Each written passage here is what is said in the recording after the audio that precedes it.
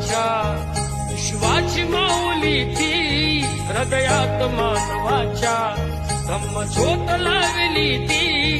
जग जिंकून झाले ते मित्र गौतमाचे